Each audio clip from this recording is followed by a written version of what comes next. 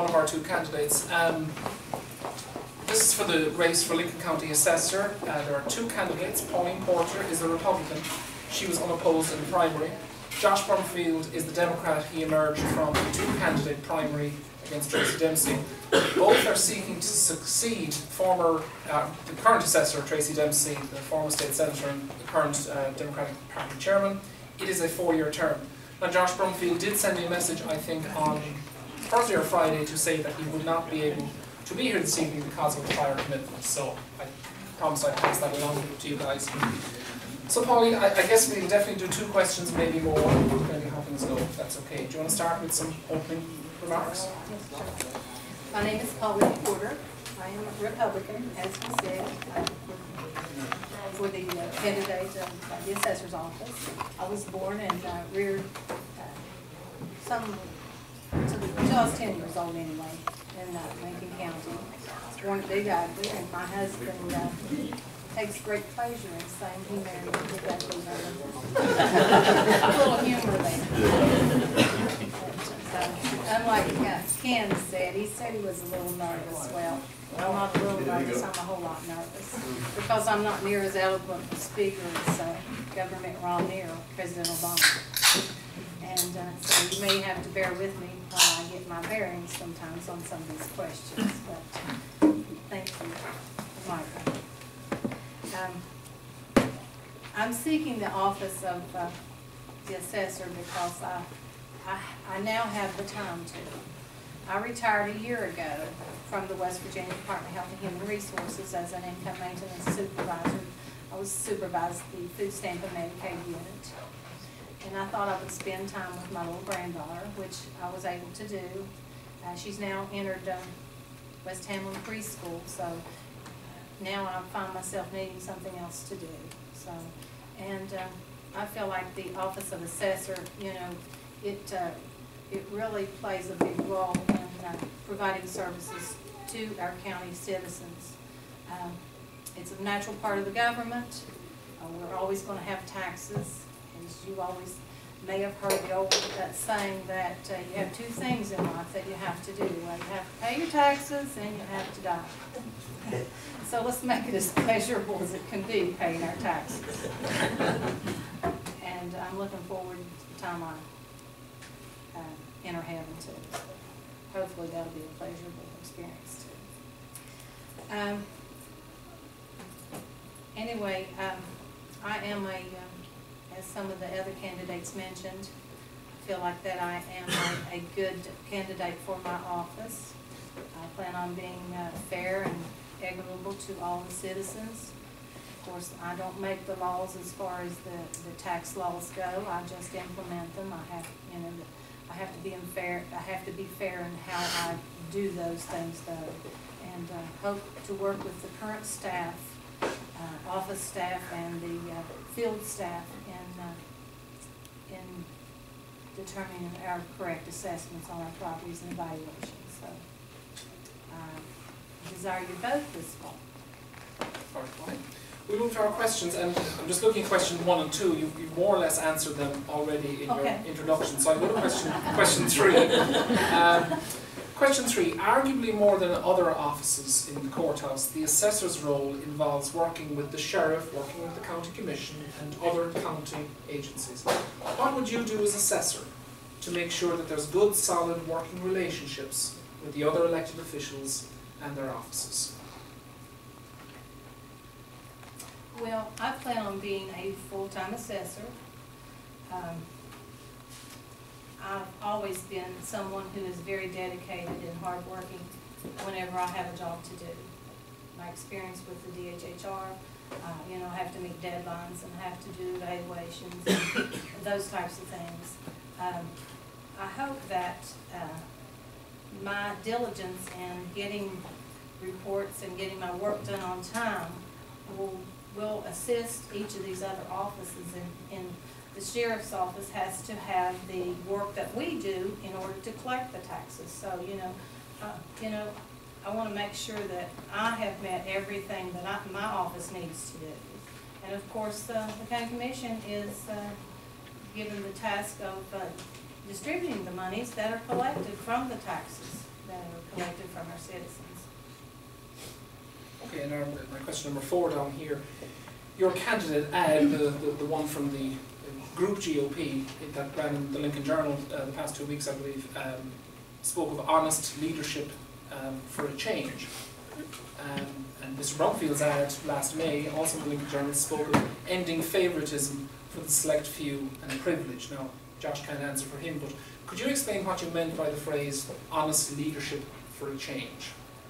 Okay, not saying that Tracy Dempsey has not given us fair leadership and honesty in the position of assessor.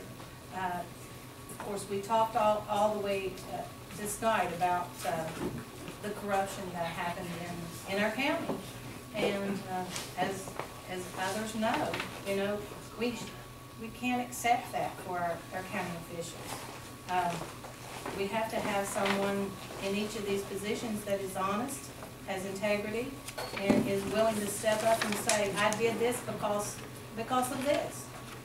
And I'm not going to sit in my office and change the figures on someone's assessment just because he's my friend or neighbor. I'm not for favoritism in any office. So that was not meant toward Mr. Dempsey in any way. So, you know, that's not what that slogan meant. I'm going to go back to a question that I didn't ask the sheriff candidates, but I think it's more than appropriate here. Looking at tax collection and, you know, assessments, are there any changes you would make to the level of staffing or the methods used in the assessor's office? You know, I'm not real familiar with how many staff individuals are working in the assessor's office.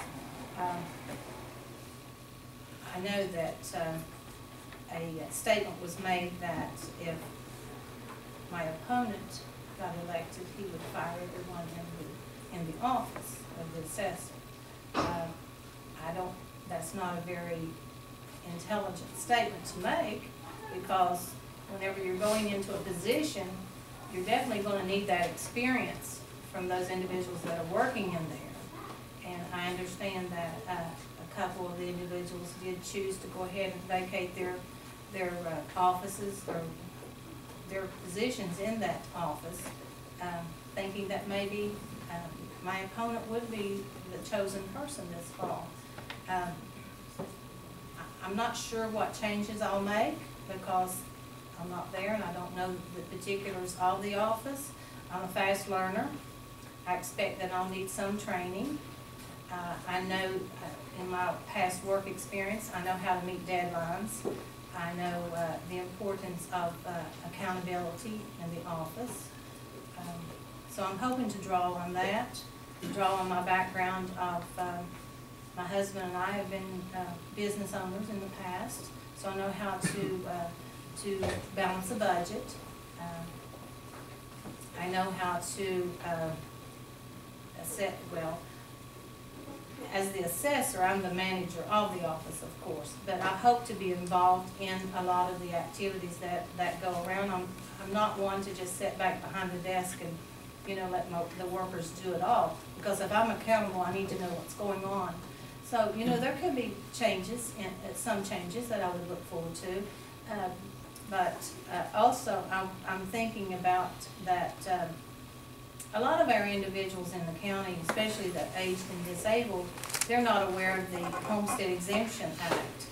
And there needs to be some way to coordinate the information to be disseminated, you know, to all the citizens that would benefit from it. And I'm thinking that maybe because of my past experience with DHHR, we have data exchanges back and forth from Social Security and IRS, so maybe that would be some way to capture that information and maybe just make those individuals eligible for that without them having to make an application for that service, because it is something that, as you know, Sean, our county is made up of a lot of disabled and elderly folks.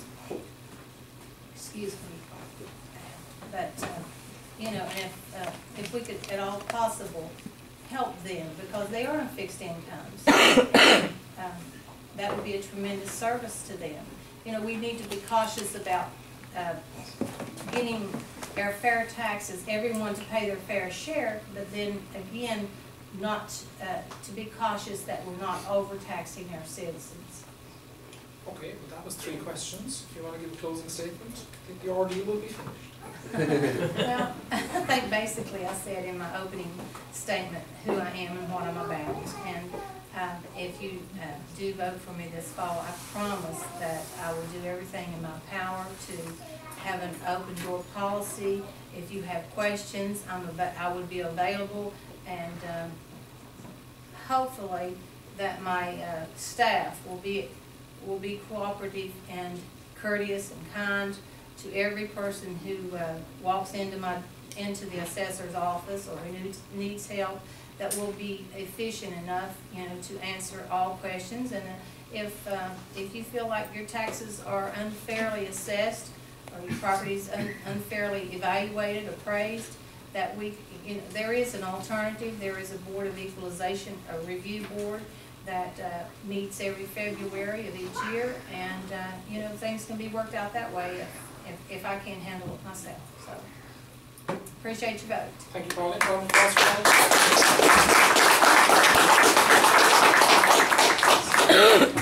Okay, if we get our 4 county clerk candidates.